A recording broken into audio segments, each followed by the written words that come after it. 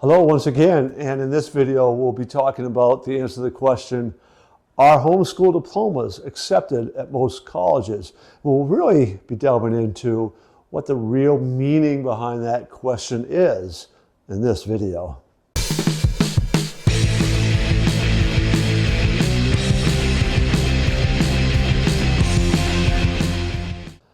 First part of this video, we're going to just briefly give an overview of the whole homeschooling kind of setup and what a homeschooling diploma kind of looks like. Then we're going to talk a little bit more detail about the requirements that colleges really are looking for to get in. We're going to talk about the documentation that you would need to show colleges that you meet those requirements. We're going to look at how state regulations on what you need to have in order to get a diploma, how that kind of factors into all this. And lastly, we're going to just talk about some tips for parents to ensure that their child has the best chance to get into the college of their choice. In general, a homeschool diploma is going to have equal weight as any school diploma, any registered school, public school, or private school. And what that does is it enables you to be eligible to apply for federal financial aid, which is an important consideration.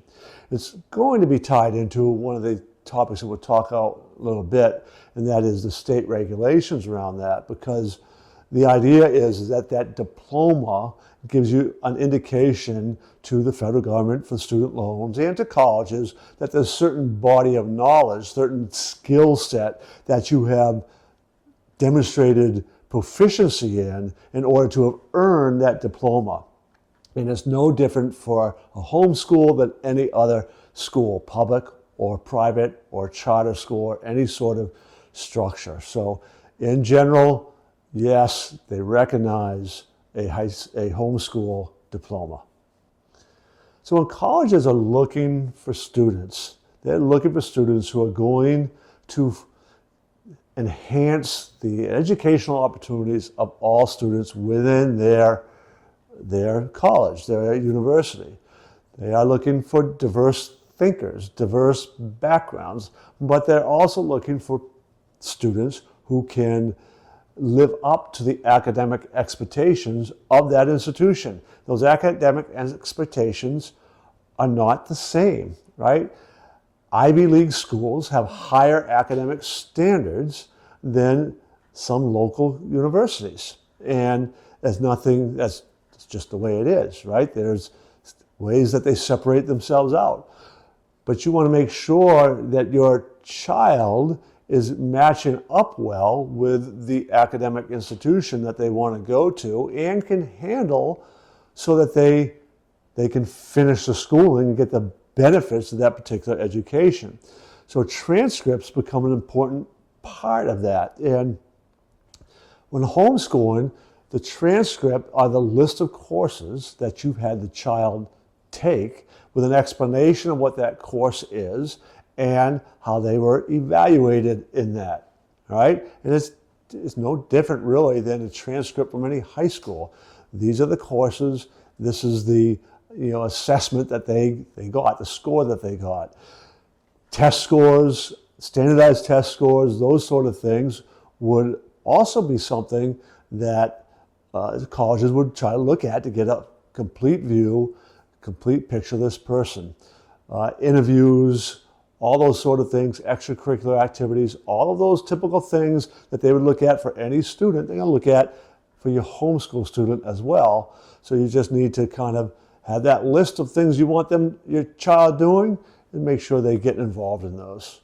So what you need to be able to do is document all those things that the colleges want, right? So when you're providing transcripts, you'd want to be able to document the learning that the child actually achieved in those courses that you've listed that they've taken, right? So putting together a portfolio can be invaluable, right? So you actually show some of the calculus tests and physics problems and things like that they did, the writing assignments that they achieved, the debates that you might have had them in some local community event, anything that you had your child do to document that they mastered this particular course and curriculum, whether it's online, in person, what have you, that's part of the documentation you need.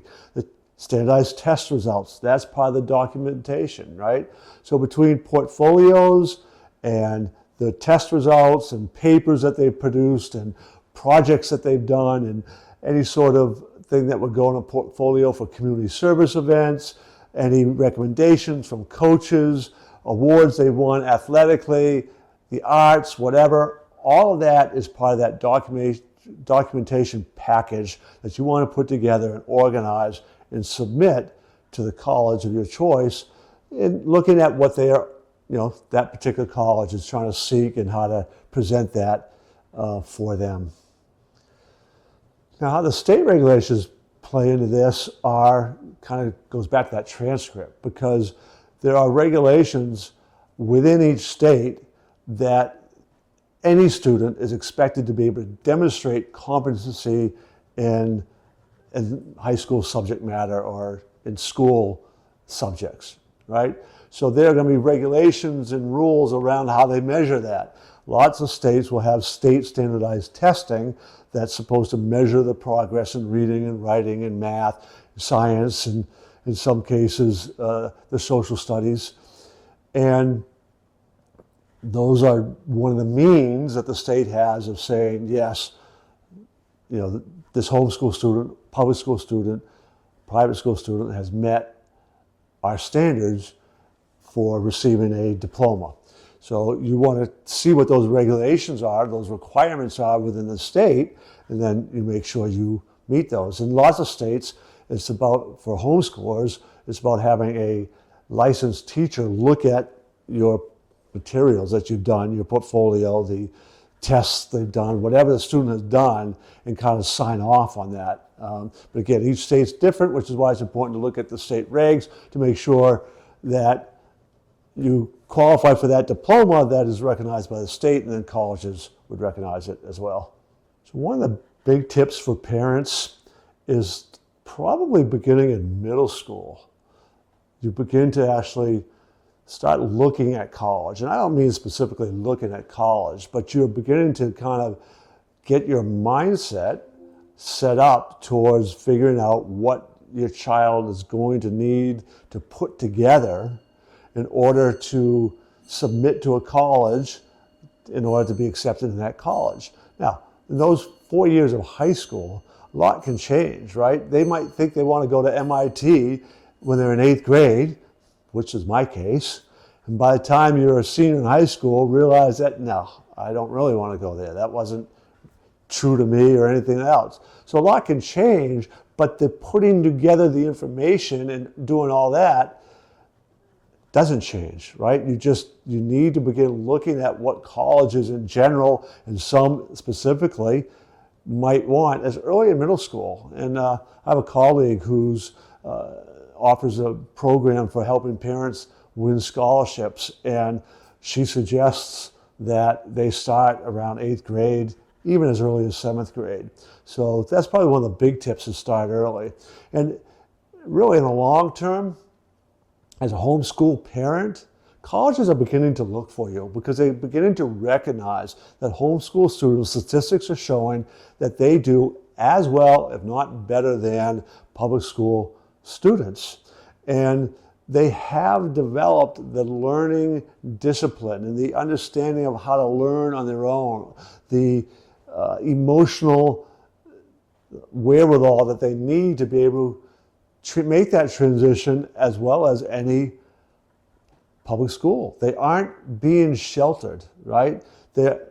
Colleges are recognizing that, and they want their students to succeed. It doesn't look good if a college has a high dropout rate, right? So they want to make sure they're getting people who can finish and add benefit to their demographics, and they are understanding and recognizing that homeschool students fit that bill.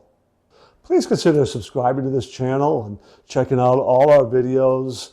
In particular, you might be interested in the video, does the state pay you to homeschool? So you can check that video out and all the others that we have when you subscribe to our channel.